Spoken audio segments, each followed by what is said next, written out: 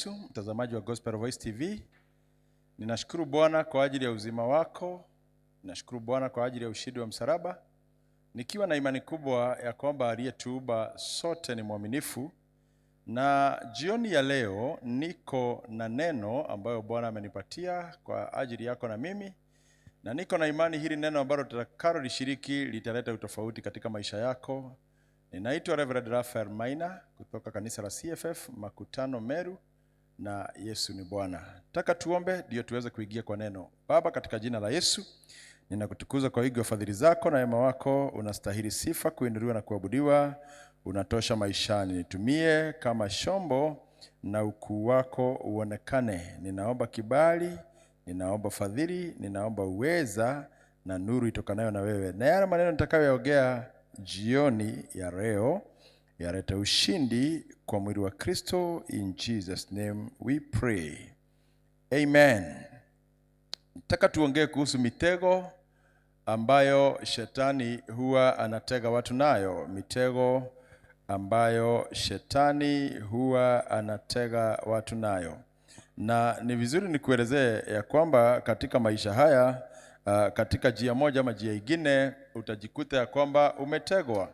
Na maisha iko na vitu mingi ndani yake ambayo kila mwanadamu anatakana kuwa mwangalifu, maana usipokuwa mwangalifu mitego itakunasa.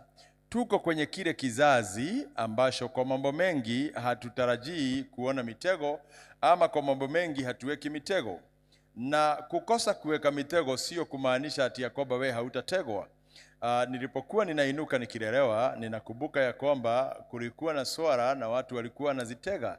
Wanashiba mitaro, wanatega mpaka wanazishika. Na kuna mitego ingine ambayo niliona ikiwekwa kwetu kwa hawa wanyama wanaitwa fuko. Anashiba shimo na huko chini anaenda anakula mahidi, na anakula ile mahidi tu inaonekana iko strong. Kuna mtu alikuwa anaitwa kwetu, anakuja anaweka hiyo mitego, na kesho asubuhi tunakuta hiyo fuko imeshikwa katika hiyo mtego. Nasema hivi ndivyo uelewe ya kwamba katika maisha kuna vitu zinakaa kama mitego. Hata wale watu wana hack system za watu za simu wanatumia mitego. Anakutupia kakitu, anakutega umsomee hiyo kodi iko hapo, na ukimsomea ya kwamba umetegwa. Na hii ni kukwambia kwamba mitego ni kitu ilikuweko tangu zamani, lakini mwanadamu wa kisasa anaweza ona kana kwamba mitego hakuna, ili hali Biblia inaongea. Tukiangalia katika kitabu cha Psalms 91, Psalms 91, kuanzia hiyo mstari ya kwanza hapo, maandiko inasema Psalms 91, tukianzia mstari ya kwanza, Biblia inasema whoever dwells, nipatie na format ya Kiswahili, tasoma na Kiswahili itakuwa bora zaidi. Yeye akaye mahali pa salama pake, yeye aliye juu sana, yeye akae mahali pa salama. Kwa hivyo unakaa mahali ambapo hakuna mitego. Yeye akae mahali pa salama pake, aliye juu sana, atadumu katika uvuli wake. Verse 2 inasema ya kwamba nitasema kumhusu Bwana, yeye ndiye kimbilio langu na ngome yangu, Mungu wangu ambaye ninamtumaini. Verse 3 inasema hakika yeye ataniokoa na mtego wa mwidaji. Yeye ataniokoa. Nataka nikujulisha ya kwamba unapotembea na barabara na gari hauonagi mtego. Ile kitu utakutana nayo ni roadblock tu ya serikali, ya polisi. Unapotembea katika vichochoro vya kwenda kwenu nyumbani hauonagi mitego, kwa sababu mara mingi mitego ambayo tunaongea kuhusu inakuaga mitego ambayo inawekwa na shetani. Na mwandishi wa Zaburi anasema ya kwamba hakika yeye huyo Mungu ataniokoa na mtego wa mwidaji na maradhi ya kuambukiza na kuua. Na kwa hivyo ni vizuri uelewe ya kwamba uko katika siku zote katika mitego ya mwidaji, na huyo mwidaji ndiye adui shetani. Tunaposoma kitabu cha Wakorintho wa pili sura ya 2 mstari wa 8, 2 Corinthians chapter 2 2 Corinthians chapter 2 and verse 8. Kwa hiyo nawasihi mpate kudhibitisha tena upendo wenu kwa ajili yake, kwa sababu ya kuadikia na kuona kama mngeweza kushinda hilo jaribio la kutii katika kila jambo. Kwa hivyo katika mitego unaweza tegwa ili usitii katika kila jambo.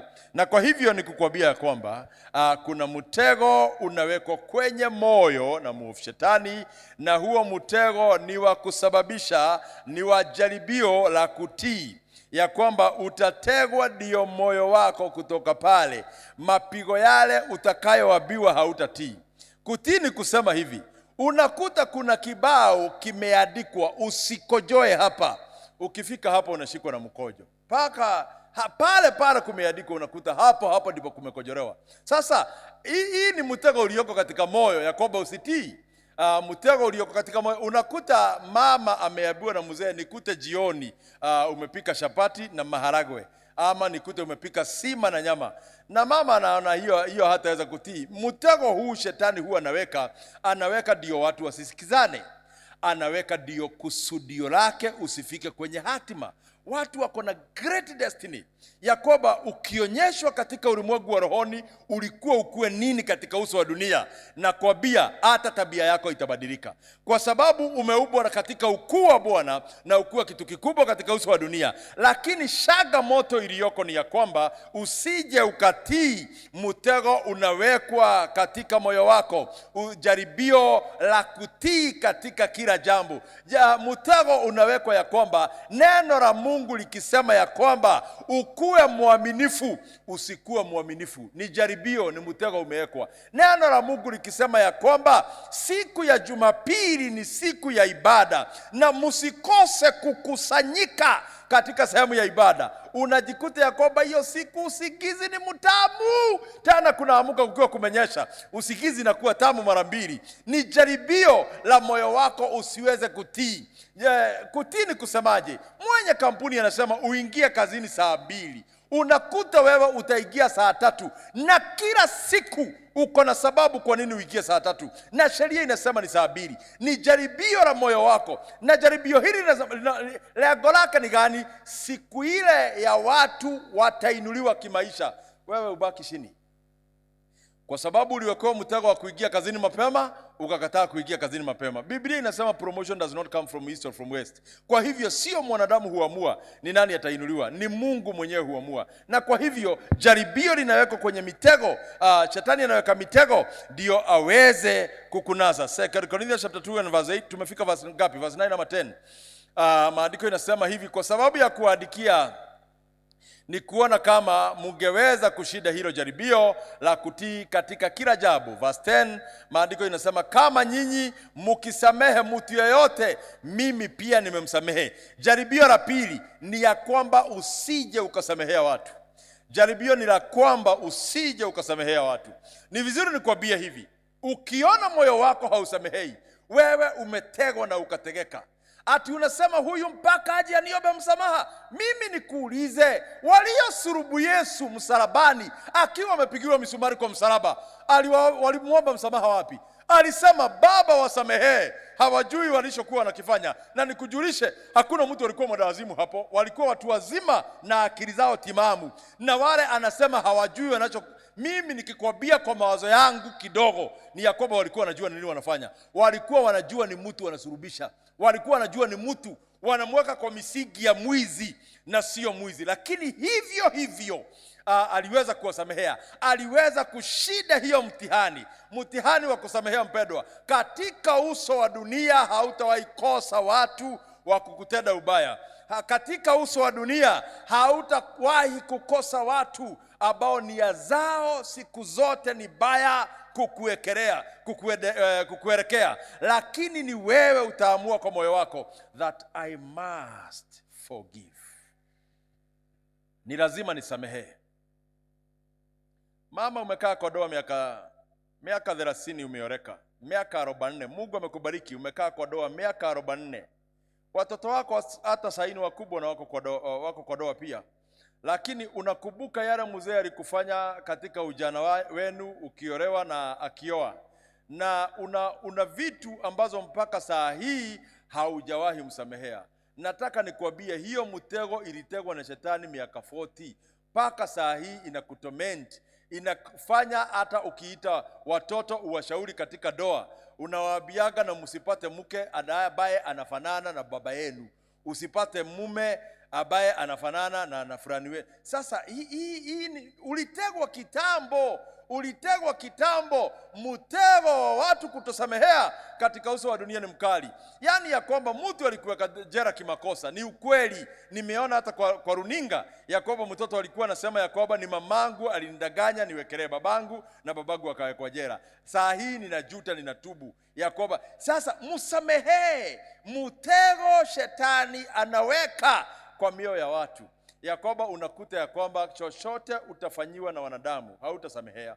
Kusudio la Mungu ni wewe uweze kusamehea. Maandiko inasema Mathayo chapter 6, wakati Yesu alikuwa anatufundisha katika ile sala ya maombi, alisema na utusamehee dhambi zetu kama vile tunavyosamehea. Hivi ni kusema ya kwamba kama hauna uwezo wa kusamehea, utakuwa na changamoto unapoenenda kwa Mungu aweze kukusamehea. Shetani amewekea watu mitego katika mioyo, na mimi ninashukuru wanasiasa wanawekewa hiyo mitego, mpaka ukisikia marubano yao ya maneno utajua hawa hawawezi sameheana, hawa ni maadui permanent.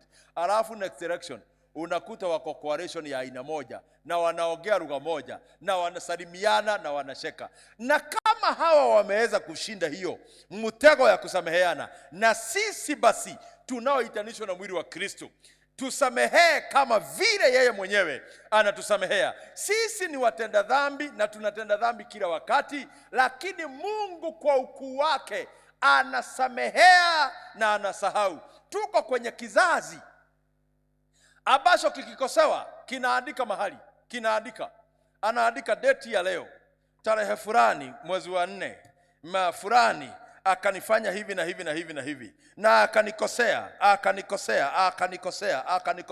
Hata kuna mtu amejaza notebook ya makaratasi 240, amejaza yote makosa. Sasa ni nini hii unaandika? Nini hii umeweka unaandika ikuwe kumbukumbu ya nini? Ya makosa tu mahali umekosewa. Jamani, ni mtego umewekwa na shetani kwa moyo, usije ukasamehea. Samehea watu, na wewe pia unakoseaga watu. Unasikia mtu akisema ya kwamba mimi nimehama hiyo mji kwa sababu ya umehama kwa sababu ya watu, na sasa umekosewa kwenu. Sasa Joseph surely hata hawa watu unasema huwezi samehea, ati walikufanya si wabaya kama ndugu za Joseph, walimuuza na wewe haujawahi uzwa. Na kama uliuzwa utuambie uliuzwa wapi? Na Joseph hivyo baada, na walinegotiate bei akisikia. Mpaka wanaambia Waishmaeli, angalia maso huyu kijana amejenga, hamwezi nunua pesa kidogo. Wakaongezea kutoka shilingi 15 mpaka wakafikisha 30 bob.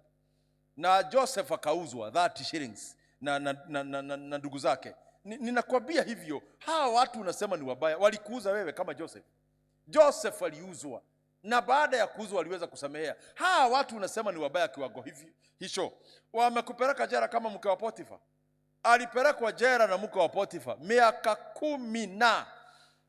Joseph alikaa jela 13 good years akiwa jela, na ni makosa hajafanya, ni mke wa Potifa kumwekelea, because they have an upper hand and he is a slave. Sasa nikuulize, na alipotoka jela hata hakujihusisha na hiyo. Imagine Jacob alipokufa, ndugu za Joseph walimwendea wakamwambia, baba yetu alituachia maneno, akasema msiue ndugu, na ni uongo, alikuwa anaenda kudanganya. But the thing is, this man forgive from the heart. This man forgive from the heart. Usiwekewe mtego na shetani ukue unabeba watu siku zote. Ati uliandikwa na bosi siku moja. Ni kweli alikataa na hiyo mshahara ya mwezi mmoja. Furthermore haikuwa mingi. Ilikuwa shilingi 7,000 ndio alikuwa amekuandika. Ilikuwa shilingi 10,000 ndio alikuwa amekuandika. Alikataa nayo. Hata unajua. Lakini saa hii unapokea 100,000. Ushugu ya moyo iko wapi? Si usamehe. Forgive. Ondoa mtego katika moyo. mtego wa kutosamehea. Mtego wa kutosamehea utasababisha watu wengi wakose baraka za Mungu kwa sababu moyo umejaa vidoda. Ondoa mtego wa kutosamehea, utasababisha watu wengi wakose kuona nafasi ya Mungu katika maisha yao. Number 3 inaitwa mtego wa ulimi. Umeandikwa James chapter 3 and verse 6. Nimeongea mtego wa moyo, sasa niongee mtego wa ulimi. James chapter 3 and verse 6. Ulimi pia ni moto. Ulimi ni moto. Ulimi ni moto. Ndio ulimwengu wa uovu katikati ya viungo vya mwili. Ulimi huutia mwili wote wa mtu unajisi na kuwasha moto mfumo mzima wa maisha yake. Nao wenyewe hushomwa moto wa jehanamu. Maandiko inasema ya kwamba kuna mtego adui shetani anawekaga kwa ulimi wa mwanadamu. Na ukishikwa ama ukinaswa na mtego wa mdomo, unajikuta sasa maisha yako itaingia katika moto wa jehanamu. Na ni nini imesababisha? Ni mtu kuongea maneno ambayo hauna ukweli nayo, ama pengine ulikuwa na ukweli nayo. Nikujulishe, sio kila kitu hata kama uko na ukweli unafaa kukiongea. Kuna maneno uko na ukweli ndio, lakini yanyamazie. They don't add value. Ukishajua hii maneno nikiongea, doa itavujika. Nataka nikujulishe, kuna siku utasimama mbele ya kiti cha hukumu na uulizwe kwa nini ukasababisha doa ikavujika. Biblia inasema ya kwamba usije ukanenea mfanyikazi kwa bosi wake umseme vibaya, maana atafutwa kazi, na hiyo familia ikilia utahusika. Umetumia tu maneno ya ulimi kunena mtu kwa bosi wake. Kuna vitu unafaa unyamazie. Ulimi husababisha mwili mzima uingie kwa moto. Ulimi husababisha Biblia inasema ni kidude kidogo kinaowakisha mwili mzima moto. Mwandishi wa James anaelewa uzito unaokuanga katika ulimi.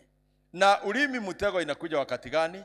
Wa shetani huweka mitego kwa ulimi wakati umekasirika, ukaongea maneno kwa sababu ya hasira. Wakati huo umekasirika kabisa, unawaka moto. Shetani anakusogelea, anakuonyesha yeye hata hana ubaya, aka upande wa kwako, na kwa hivyo yeye ni ndugu kama wewe, yeye ni dada kama wewe. Alafu anakuambia si useme hivi, maana shetani hanaga mdomo, anatumiaga ya kwako. Unaongea maneno ukiwa umekasirika, hiyo maneno inashika maisha yako. Maandiko inasema Psalms 106 and verse 32. Zaburi 106 mstari wa 32 inasema, kwenye maji ya Meriba wakamkasirisha Bwana. Katika maji ya Meriba wakamkasirisha Mungu. Kwa hivyo wanadamu wana njia ya kukasirisha mtu.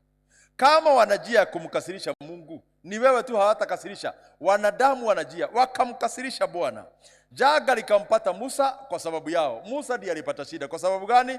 Verse 33 inaelezea, kwa maana walimuasi Roho wa Mungu na maneno yasiyofaa yakatoka midomoni mwa Musa. Wakati umekasirika, ni nini huwa unaongea? Kuna mtego shetani anawekaga kwa midomo ya watu wakati mtu amekasirika. Wakati mtu amekasirika, wewe unaongea kama mtu ambaye mwenye sio hekima. Unakumbuka mke wa Ayubu?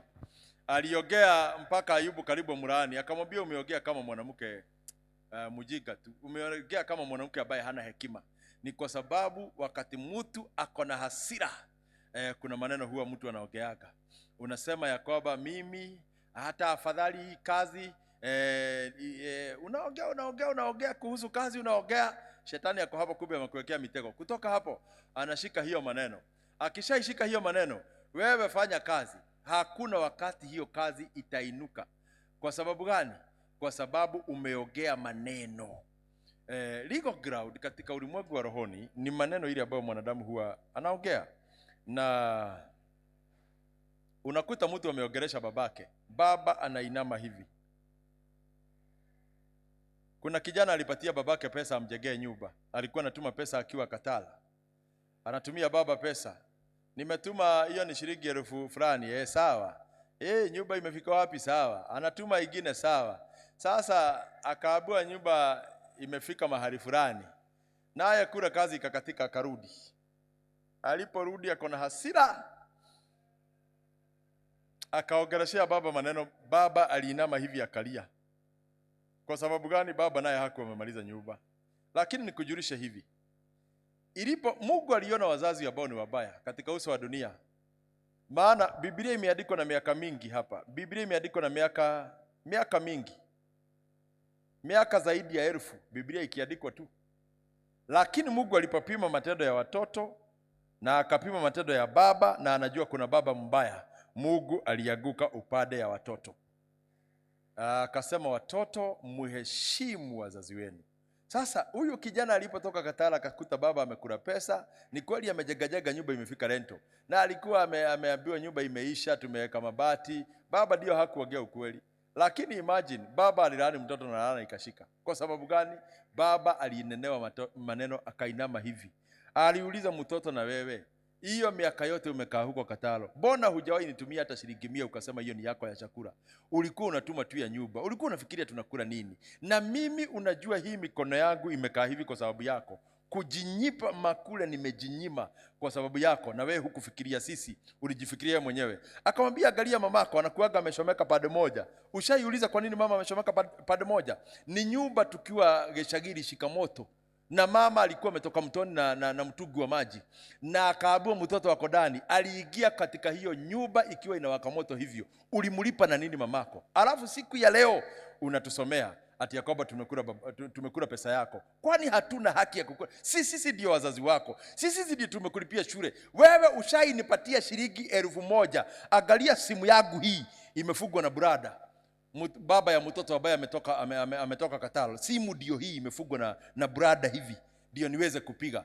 Nimejinyima mpaka saa hii. Ni kweli nilikula pesa yako kidogo, lakini pesa nyingine unaiona mahali nimeweka.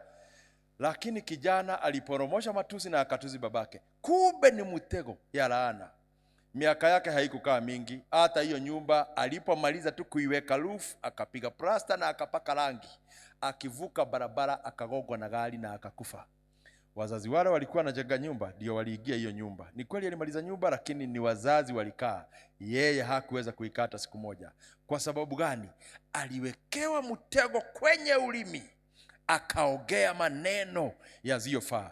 Mtu akiwa amekasirika anawekeagwa mitego. Mtu akiwa pia amefurahi anawekewa mitego. Shetani anajua kuweka mitego wakati umefurahi. Unaahidi kitu ambacho huwezi fika kupeana. Unakuta mtu ameahidi ya kwamba nitakupatia shilingi 1,000,000 na hautaweza kupata hiyo 1,000,000. Watu wametegwa wakiwa katika misingi ya furaha, wanaongea maneno, alafu shetani anaona ni hivyo, sawa. Unasema mimi ni kwamba nikipata pesa mingi nitawanunulia ndege. Sasa my friend, na nikufurahi umefurahi maana ya ile kitu umetendewa. Unasema nitawanunulia nikipata pesa mingi. Katika malango ya mbingu inatakikana ukipata pesa mingi, 100,000 pesa mingi, 50,000 pesa mingi, hata kama haitoshi ndege, uanze kupatia yule mtu ulianza kusema nitanunulia ndege mpaka ifike pesa ya ndege. Ni maneno umetegwa nayo ukaongea kitu ambayo hauwezi. Watu wakiwa wamefurahi wanategwa kwenye maneno. Unakuta ile kitu mtu ameahidi hataweza kufikia. Watu wakiwa wamekasirika inaitwa mitego katika midomo. Mitego katika midomo. Unaongea maneno kutoka pale, maisha yako inaingia katika ile njia ambayo haistahili. Samson alitegwa na Delila akiwa amefurahi. Biblia inasema alikuwa amelalia mapaja ya Delila. Alikuwa amelalia mapaja ya Delila, amefurahi. Ukiona mwanaume akilaza kichwa yake kwa mapaja ya Delila, amefurahi. Na akiwa amefurahi hivyo, basi mtego akaulizwa, na kweli wewe kama unanipenda vile unasemanga, hii kwani nguvu yako ya nywele inakuwa hiyo? Ndio alisema ya kwamba mimi kichwa yangu haijawahi nyolewa. Ni mtego Delila aliweka wakati Samson amefurahi. Akategwa akiwa amefurahi, na kutoka hapo akawekewa maneno, akaongea maneno ambayo yasiyofaa, na kutoka pale katika hiyo mtego Maisha ya Samson ikaisha. Mimi nikuulize, ulitegewa wapi? Ulitegewa kwa moyo ama ulitegewa kwa mdomo? Maana maisha ya mwanadamu ukiona haibadiliki, ni mtego. Huenda ndio Mungu alihakikisha kwamba Yesu hakuzaliwa mahali watu wako. Alizaliwa kwenye zizi la ng'ombe, mahali hakuna mtu ataongea. Maana kuna watu wamewekewa mitego ati kutoka kuzaliwa kwao. Jabez anasema maisha yangu imejaa ushungu, na ni mtego iliwekwa. Mamangu aliogea siku ya kunizaa, akasema huyu akae na ushungu kwa sababu umefanya nisikie ushungu zaidi. Mama aliwekewa mitego kwa mdomo. Mtoto ameangalia maisha yake, anaitwa honorable, mheshimiwa, lakini maisha imejaa ushungu. Nini? Ni mitego inawekwa. Shetani huweka mitego katika maisha ya watu. Ninakuombea kwamba usiwekewe mitego na uweze kuwa mshindi. Wacha nikuombee. Ninakutukuza Bwana kwa wingi wa fadhili zako na wema wako. Nikinena yeyote ambaye maisha yake imejaa mitego, ya kwamba utamuokoa, kama vile tumesoma Psalms 91 and verse 2, ya kwamba utatuokoa kwenye mitego ya wawindaji. Ninaombea huyu ambaye amenisikia siku ya leo, ya kwamba maisha yake itashika njia tofauti kwa utukufu wako Bwana. Ninaomba ya kwamba utamwezesha kuwa mshindi na nuru yako itamwangazia, na kila mtego ambao amewekewa na ukamnasa, ninaomba katika jina la Yesu ya kwamba umsamehee maneno aliyoongea, umsamehee na wale watu waliomkosea akashindwa kuwasamehea, ili maisha yake iweze kufunguka na kubadilika kwa utukufu wako. In Jesus name we pray. Amen. May God bless you. Naitwa Pastor Raphael, CFF Makutano Meru, na Yesu ni Bwana. Ninakuomba usupport hii program kupitia hii namba 222-118 7238#, na utabarikiwa katika jina la Yesu. Amen. God bless you. God bless you.